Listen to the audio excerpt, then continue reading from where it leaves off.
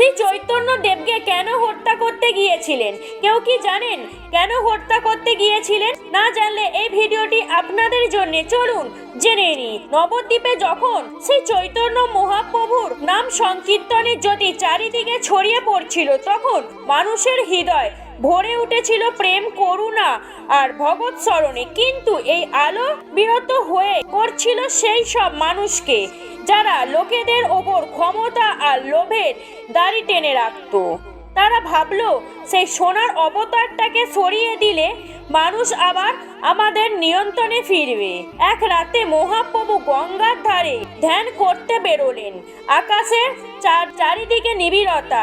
ঠিক সেই মুহূর্তে কিছু অশুভ শক্তি অস্ত্র নিয়ে তাকে ঘিরে ধরলো।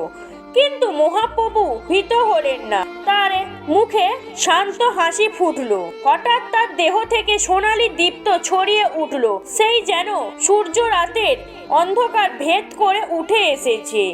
আক্রমণকারীদের হাত কেঁপে উঠলো, অস্ত্র পড়ে গেল। তার কণ্ঠে ভেসে এলো প্রেমের ওপর কোনো অস্ত্রের ক্ষমতা নেই, অশুভ শক্তি নয়। প্রমাণ করলো, কারণ দিব্য আলো হত্যা করে না, রূপান্তর ঘটায়।